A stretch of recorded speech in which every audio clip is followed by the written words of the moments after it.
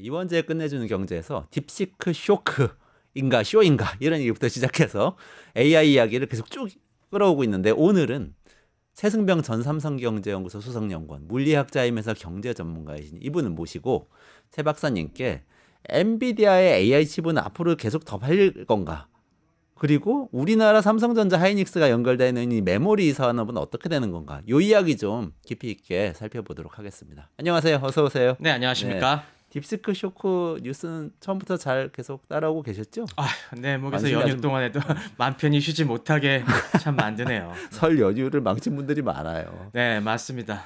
근데 좀 흥분되는 부분도 있고요. 어떻게 그렇습니다. 보면. 네, 이거 미국이 막 빅테크가 수십조 원 때려 넣어야 되는 기술인 줄 알았는데, 이거 싸게도 만들 수 있으면 우리나라 기업들도 할 수 있는 거 아니야? 오픈 소스면 벤처 기업도 한번 이거 갖다가 개발해 볼 수 있는 거 아니야? 이런 희망도 좀 생기고요. 맞습니다. 뭐 기업 경영의 세계는 항상 이런 다이나믹한 경쟁이 벌어져야 재미있는 거죠. 그러니까요. 자, 그래서 오늘 모셨는데 그래도 여러 가지 이야기가 지금 있지만 네네. 딥시크와 관련해서 그러니까 엔비디아에 어떤 영향을 주는 거야? 이 질문이 굉장히 크게 대두가 됐어요. 맞습니다. 그래서 네. 그 이야기 또 물리학 박사이시기도 하고 지난번에 우리 영상에서 반도체 산업을 기술적으로 굉장히 잘 설명을 해주셨잖아요. 네. 거기 한번 비춰볼 때 엔비디아가 딥시크 사태하고 어떤 연관이 있는 건지 요거 좀 여쭤봤으면 하고 모셨습니다. 네. 사실 뭐 연휴 때 못 쉰 이유 중에 하나가 기술적인 문제도 궁금하지만은 딱 그 우리 연휴 때문에 장이 안 열리는 동안에 엔비디아가 폭락했지 않습니까?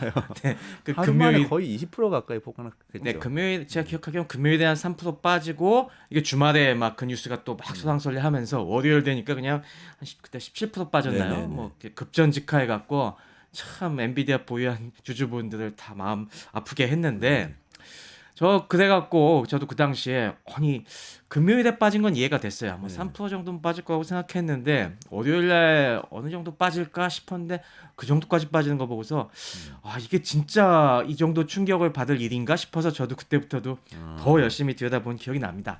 근데 뭐 지금 뭐 시간이 좀 지나서 뭐 그때도 비슷한 감정을 느꼈지만은 제 생각에는 뭐 충격적인 부분이 뭐 합당한 충격이 한 20%, 그 중에 20% 정도였고 한 80%는 좀 호들갑이 아니었나 좀 그런 판단을 하고 있습니다. 네이버의 그 AI 클라우드 센터장 하는 하정우 박사라고 있는데 AI 전문가잖아요. 그분은 폭락하자마자 자기는 엔비디아 샀다고 그러더라고요. 네, 그게 맞는 반응인 것 같습니다. 제가 보기에는 네. 다 그 당시에 사실 뭐 거의 전고점 거의 온 상태에서 야 더 올라가냐 마냐 하는 상태에서 굉장히 불안 심리가 가득한 상황에서 마침 울고 싶은데 뺨 때려주는 뉴스가 나오니까 시장이 좀 과민 반응을 한 게 아닌가 그런 판단을 하고 있습니다. 과민 반응이다. 네. 그럼 너무 호들갑을 떤 거 아니냐 이런 네. 입장이신 거예요? 네, 저도 그런 입장을 갖고 있는데요. 크게 보면은 그 시장이 그렇게 반응하게 되기까지 세 가지 요소가 저는 작동했다고 봅니다. 첫 번째는 일단 딥시크가 좋은 건 사실입니다. 네. 저도 뭐 그 뉴스들 많이 나오고 해서 열심히 써봤는데 굉장히 성능에 만족스러웠습니다. 그래요? 네, 아무래도 뭐 우리 이 박사님도 뭐 논문 작성하면서 써보셔서 아시겠지만은 우리가 뭐 이 오픈 AI의 챗GPT도 요금 비싸게 내는 플랜 넣으면은 네네. 막 그 문서 통째로 올려다가 굉장히 그렇죠. 커스터마이즈를 많이 할 수 있지 않습니까? 네네. 그러면서 굉장히 멋있게 만들어 쓸 수가 있는데 이건 딥시크는 그런 기능을 공짜로 네. 할 수가 있고 저도 그래서 막 제가 보던 PDF 같은 거 막 올려가면서 이것저것 시켜봤는데 이거 유료 플랜 거의 비슷한 수준으로 좋은 성능을 내면서 이거 진짜 역시 이것도 중국제는 가성비가 좋구나 하는 생각을 했습니다. 그런 면에서 확실히 성능이 좋은 건 인정을 해요.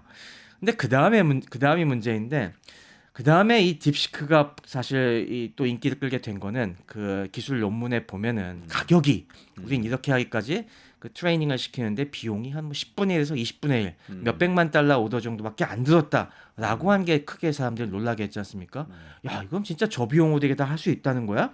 그럼 그동안 오픈 AI나 빅테크들이 얘기하던 건 다 그냥 사기였어? 라는 그런 생각들이 막 이제 들기 시작하고 마지막으로 여기 허령점정을 찍은 거는 미국 언론들이 그 지난 설 연휴 직전 주말 요때 어마어마하게 이걸 대서특필했습니다. 뉴욕타임스나 이런 주요 언론들이 상당히 이걸 심층적으로 보도하면서 사람들이 그때부터 이게 진짜 그런 문제가 있나 우리 애가 그동안 이게 다 거품이었던 거야? 라는 상상력이 막 더해지면서 월요일날 이런 대폭락으로 이어졌던 거죠. 하지만 이 첫 번째 딥시크가 좋다는 건 인정하더라도 그 다음 두 번째, 세 번째 문제는 이게 좀 사람들이 성급하게 판단한 부분이 있지 않았나 그래요. 라는 그런 생각을 하게 했습니다. 어떤 부분에서 그런가요?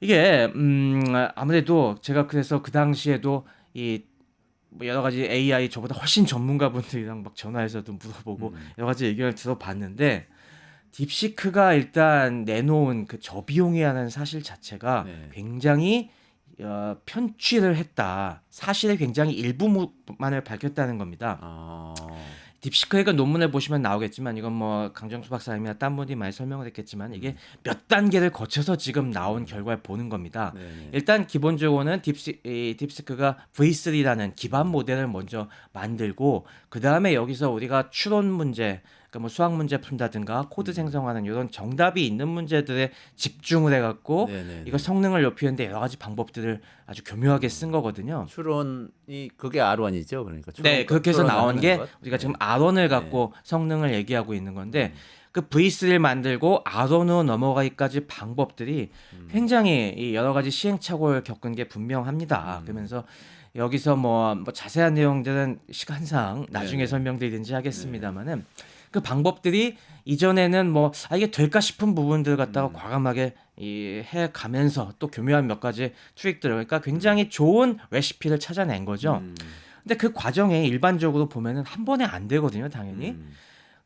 그리고 굉장히 많은 시행착오가 필요한 부분인데 그런 과정에 들어간 여러 가지 비용들을 깡그리 무시하고 여기 논문에서는 우리가 V3 기반 모델을 갖다가 만드는데 트레이닝 시키는 데만 몇백만 달러면 충분해. 뭐 이렇게 얘기하니까 우리 돈으로 한 80억 원 된다고 네. 이렇게 계속 나오고 있는데. 그렇죠. 그러니까 사람들이 보기에는 이 전체적인 과정의 비용이 아니라 딱 그 일부분만 얘기한 건데 이 전체가 다 그 정도 비용이면 되는 줄 이게 사람들을 오도시킨 거라는 거죠. 그러니까 뭐 굳이 비유하자면은 우리가 뭐 어떤 5만 원 정도 되는 그런 전골찌개가 있다고 하면은 뭐 그런 뭐 오픈 AI라는 유명한 맛집에서는 그걸 5만 원에 팔고 있는데 우리 그건 만 원이면 충분해. 이거 사실 우리가 따져 보니까 그 육수 값은 1,000원도 2,000원밖에 안 돼.라고 얘기한 건데. 라고 얘기한 거죠. 근데 사람들이 그렇다면은 저건 저 집에 저 비용은 다 사기란 말이야? 이런 네. 식으로 얘기하는 거죠. 근데 사실 뭐 우리가 알다시피 음식점에서도 재료값은 10% 20% 정도밖에 안 되지 않습니까? 네네. 그게 당연한 거고 사실 그 레시피를 만들어내기까지 또 굉장히 많은 시행착오가 있는 걸 다 이제 안 밝히고 딱 그렇게만 얘기하니까 사람들이 거기 확 거기에 꽂혔다는 거죠. 그러니까 그 80억 원 계산한 걸 보니까 네. 그게 요거 학습시키는데 80억 원 들었다는 얘기이긴 한데 거기에 뭐 GPU가 사실 H100이라는 고성능이 아니고 뭐 그 저사양의 GPU를 몇 번을 써가지고 했는데 그렇죠. 한 번 사용하는데 뭐 토큰당 얼마가 드니까 계산해 보면 이렇게 나온다. 이렇게 돼 맞습니다. 있더라고요. 그러니까 그런 식으로 그냥 최종 사용료만 딱 첨부해서 했는데 사실 그동안 쓴 것들이라든가 그리고 또 그런 인프라를 갖추기까지 들인 비용을 갖다가 얘기를 안 한 거죠. 그래서 그 부분 말씀해 주신 부분도 이제 논란거리인데 이 딥시크가 그것만 보면은 이거 굉장히 뭐 그냥 진짜 별거 아닌 가난한 스타트업이 쥐어짜서 그 돈으로 만들어냈구나라고 생각할지 모르겠지만 그게 아니거든요. 딥시크 이번에 나온 거 보면은 전주부터 굉장히 빠방합니다. 그 양원양. 투자자. 네, 그 딥시크의 소유주 양원양 요즘 계속 많이 얘기되는 그 사람이 양원펑이죠. 양원펑이죠. 양원펑이 이제 돈을 어마어마하게 일단 번 여러 가지 뭐 그 AI 투자 기법들을 이용해서 이미 뭐 몇 조 원대 부를 일군 사람이고 그 사람이 또 어마어마하게 인프라에 투자를 갖다가 해갖고 지금 그 기반화해서 딥시크를 만든 거거든요. 이미 이 딥시크가 갖고 있는 컴퓨팅 인프라가 그 전부터 뭐 얘기가 많이 되던 것이 우리가 뭐 지난번에 H100 얘기하면서 그거보다 H100보다 조금 성능이 낮은 게 A100이 있다고 했지 않습니까? 그 A100을 일단 한 뭐 몇 천에서 10,000개 정도 갖고 있다고 이미 얘기가 되고 있습니다. 그리고 거기에다가 이번에 또 얘기한 거는 H100의 성능을 낮춘 수출용 모델인 H800 얘기를 했는데 그래서 H800을 한 또 뭐 몇 1, 2천 개 썼다고 하죠. 그래서 H800이 그러면 H100보다 굉장히 성능이 낮고 싼 제품이라고 착각하시는 분들도 있는데 그렇지가 않습니다. 그래요. 네, H800은 H100보다 안 좋은 게 몇 부분이 있는데 한 가지는 이제 메모리가 조금 안 좋은 거 씁니다. 그러니까 메모리가 HBM 우리가 들어가지 않습니까? 근데 보통 H100에는 3E가 들어가는데 여기는 좀 한 세대 전인 3가 들어갑니다. 그리고 어떤 부분의 성능을 낮췄냐면은 우리가 이 안에서는 숫자 계산을 하는데 소수를 계산하지 않습니까? 근데 그 소수를 갖다가 보통 64비트, 그러니까 과학 연산에서는 보통 64비트짜리 굉장히 소수점이 낮은 데까지 이 정밀도가 높은 그런 수를 쓰는데 그 부분의 성능을 굉장히 낮춘 그런 프로세서예요. 근데 요즘 AI 이 연구에서는 그 정도까지 이게 FP64라고 하는데 더블 프리시전 이 정도 숫자를 안 쓰거든요. 요즘 양자화 기법이라고 해서 그러니까 소수점 한 뭐 수십 자리까지 나오는 걸 다 필요 없다. 요거 뒤에 한 소수점 한 몇 자리까지만 끊어서 그 정도 대충 숫자로 계산을 해도 대충 잘 나온다는 게 요즘 추세이기 때문에 이거 굉장히 어려운 얘기인데 또 AI 이해하려면 알아야 될 것 같은데 이 양자화라는 용어를 쓰셨어요. 네. 그러니까 64자리 소수점 64자리까지의 숫자를 다 쓰는 방식으로 예전에 계산을 해왔다. 요거까지는 알겠어요. 네. 이게 줄이는다는 게 어떤 의미인 거죠? 그만큼 다루려면은 메모리도 많이 필요하고 연산 계산을 되게 많이 해야 되니까 이 정확도를 64 낮추는 자리니까. 거죠. 그러니까 반올림으로 해서 뭐 이진수로 32자리까지만 쓴다든가 요즘은 그거보다 더 낮춰갖고 8자리, 4자리만 씁니다. 그러니까 절사한다는 얘기네요. 그렇죠, 절사하는 말하자면 이 펜의 길이를 볼 때 이게 뭐 15.84, 24, 54, 56, 56 뭐 이렇게 나갈 수 있는데 그냥 15cm로 하자. 그렇습니다. 뭐 이런 식으로 그런 쓴다는 식으로 거잖아요. 대충 계산을 해도 충분히 쓸 만큼 AI 성능이 나온다는 겁니다. 그런 식으로 해서 이 컴퓨팅 효율을 높이는데 그 부분에서는 성능이 차이가 없어요. H100이랑.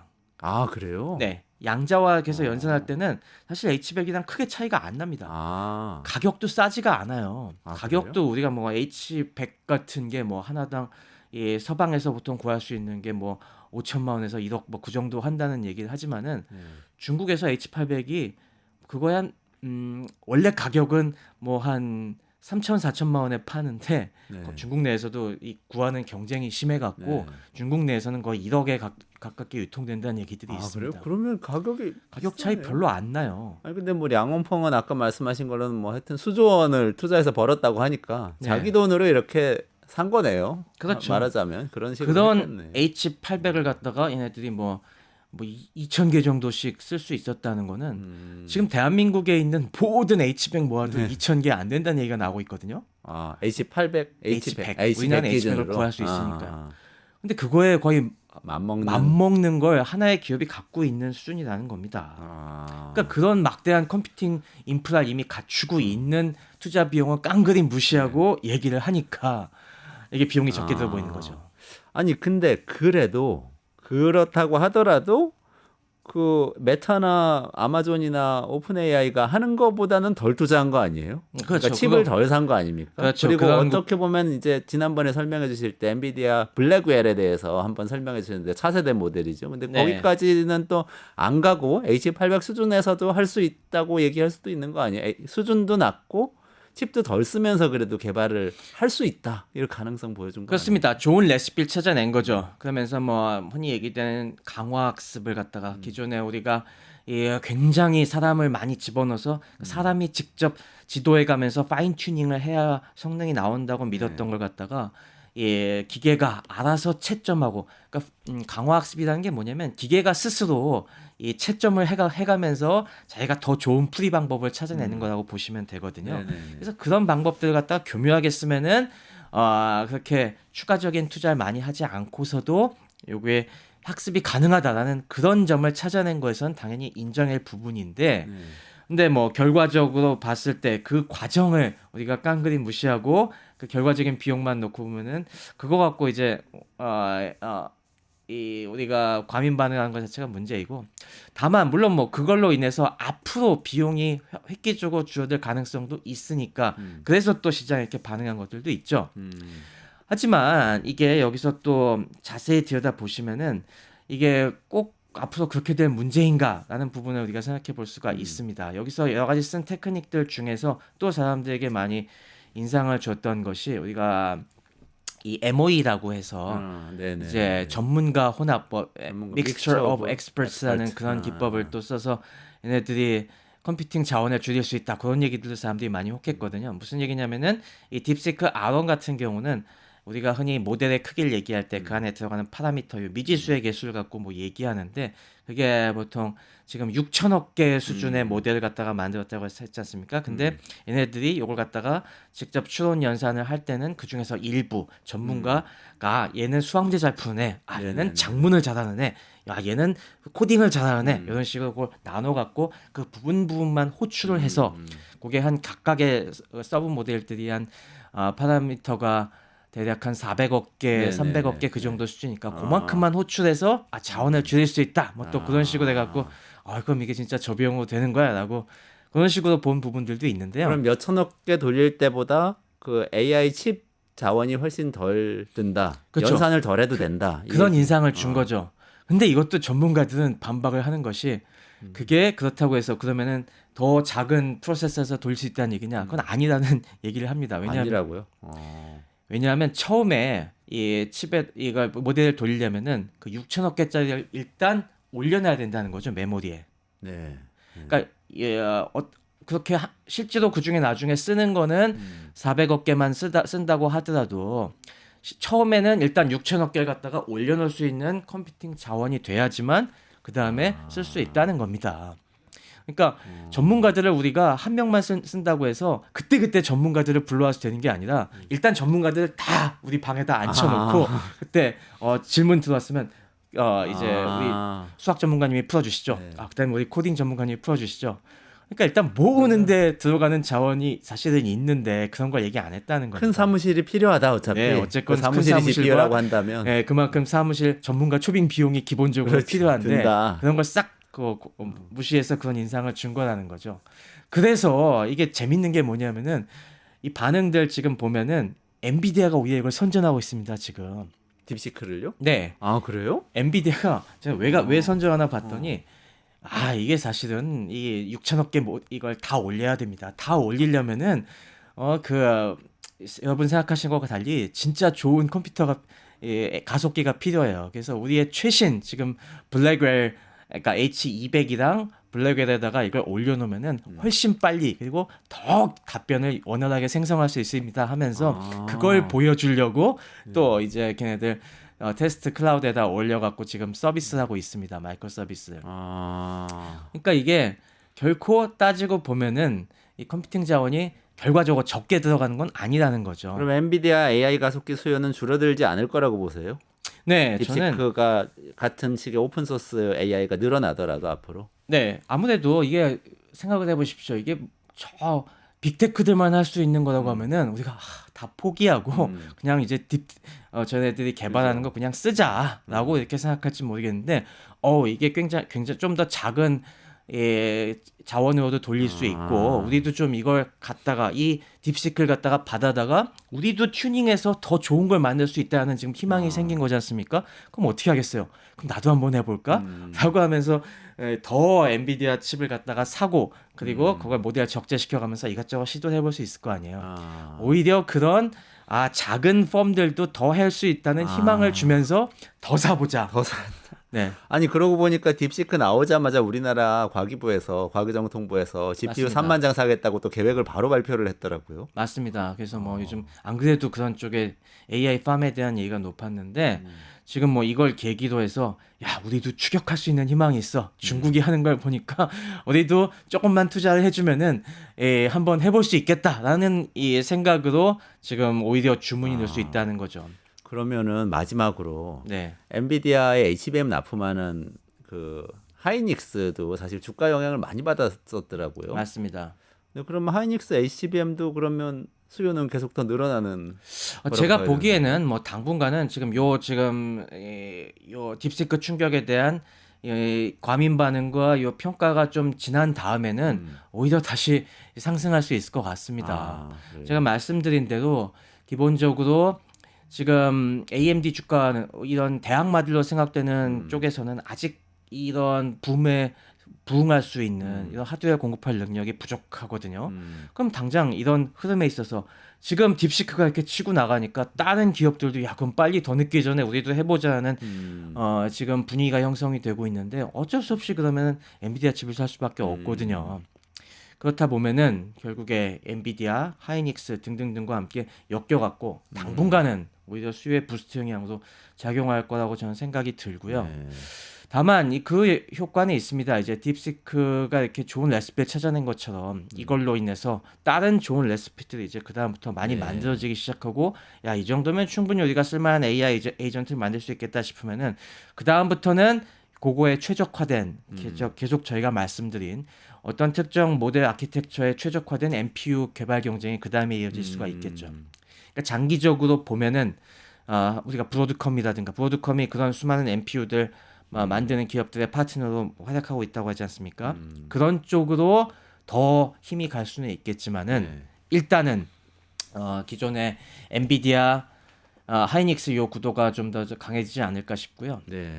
그 다음에 역시 중요한 거는 이제 이런 식으로 결과적으로 지금 점점점 좋은 레시피가 나오면서 아키텍처에 최적화된 새로운 메모리들이 이제 다양하게 수요가 폭발할 것 같습니다. 네, HBM도 지금 더 발전할 여지가 있고 그리고 이번 이런 경량화 모델의 이 숨통이 트이면서 그다음 우리가 조금 더 그동안 경시해왔던 소위 얘기하는 뭐 그래픽 DDR-램 같은 거 있지 않습니까? 이런 쪽의 수요도 다시 한번 좀 더 붐업될 수 있겠다. 당장 지금 RTX 50 최근에 내놓은 그것만 해도라도 거기는 GDDR6가 들어갑니다만은 그것도 지금 매진 행렬. 그런가요? 네. 얼마 전에 국내 출시돼. 네, 얼마 전에 국내 출시돼 갖고 근데 관련 이제 파는 이 온라인 쇼핑몰들 PC용이죠. 네, 그게 굉장히 느려졌어요. 그래서 왜 그런가 봤더니 딥시크 한번 우리도 돌려보자라고 해서 매니아들이 그걸 살려고 지금 난립니다. 딥시크를 개인 PC에서 다운로드 받아 돌리려면 그 경량화 모델이긴 하지만 그래도 그래픽 카드가 좋은 그렇죠. 게 가장 최신의 엔비디아 그래픽 카드가 필요하기 때문에 그거 지금 살려고 또 난립니다. 엔비디아는 계속 논하네요. 네, 그거 하나에 200만 원짜리인데 그러니까요. 지금 200만 원 살려는 사람들 뭐 개인들도 그렇게 돈 싸들고 기다리고 있는데 개인용 PC에 200만 원짜리 달려. 개인도 이렇게 사겠다고 달려들고 웬만한 이제 기업들도 야 한번 해보자라고 이제 또 그런 데이터 서버용, 데이터 센터용으로도 어마어마하게 줄을 설 테니까 글쎄요. 저는 이게 단기적으로는 적어도 중기적으로는 엔비디아의 긍정적인 뉴스로 더 크게 작용할 거라고 봅니다. 그렇군요. 마지막으로 삼성전자. 네. 뭐 HBM 퀄 테스트 통과했다는 얘기 잠깐 기사에서 제가 봤는데 네. 지금 삼성전자도 이 지금 논의 안에서 수혜를 받을 수 있는 건가요? 아니면 아직은 좀 수혜 받을 수가 있죠. 일단 그래요? 그래픽 DDR 쪽은 삼성이 굉장히 잘 만듭니다. 네, 그쪽 RTX 쪽은 HBM에서 지금 문제가 있는 거지. GDDR 쪽은 삼성의 경쟁력이 그래도 꽤 있기 때문에 네네. 그쪽에서 일단 큰 수혜가 있을 수가 있고 그리고 이런 식으로 HBM이 뭐 다양한 수요가 확대가 되면은 지금 뭐 가장 최선단의 HBM이 하이닉스가 우위가 있는 거지. 삼성도 그 아래 세대에 쫓아가는 거는 지금 또 열심히 하고 있거든요. 네. 그래서 뭐 그런 부분까지 수요가 크게 확대되면은 삼성도 같이 수혜를 받게 되겠죠. 아무래도 이제 점점 AI 시대로 가면 갈수록 더 고성능의 메모리가 필요해지기 때문에 이 고성능의 메모리를 누가 공급할 수 있느냐 그런 부분에 있어 이 반도체 기업들의 승패가 많이 갈릴 것이고 뭐 지금 하이닉스 다음은 역시 삼성도 여전히 저력이 있기 때문에 그런 부분에서 우리가 뭐 쉽게 기대를 접기엔 이르죠. 그렇군요. 웬만큼은 할 거라고 봅니다. 삼성에 대한 애정이 아직 많이 있으시죠? 뭐 아무래도 동료들이 아직 많이 남아 있고 또 그리고 뭐 국민 경제 워낙 중요하니까 이 판에서 우리가 AI 경쟁에서 소프트웨어 하드웨어 양면에서 뒤처지면 안 되죠. 여기에 빨리 올라타야 진짜 우리 국민들이 안심하고 살 수 있습니다. 알겠습니다. 최승병 전 삼성경제연구소 수석연구원하고 딥시크 시대가 엔비디아 시대를 끝내는 건가 질문 드렸는데 안 끝나고 오히려 더 커진다 이렇게 대답을 주셨어요. 오늘 말씀 잘 들었고요. 저는 최승병 박사하고 같이 여기서 인사드리고 물러가도록 하겠습니다. 고맙습니다. 감사합니다.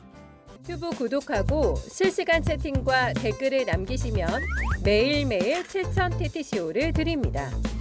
참여 방법은 통통물 어플을 다운로드하고 회원가입과 로그인을 해주세요. 마이페이지에서 나의 회원 고유 번호를 복사해주세요. 유튜브 구독 후 실시간 채팅이나 댓글창에 고유 번호를 한 번만 입력하면 준비 끝!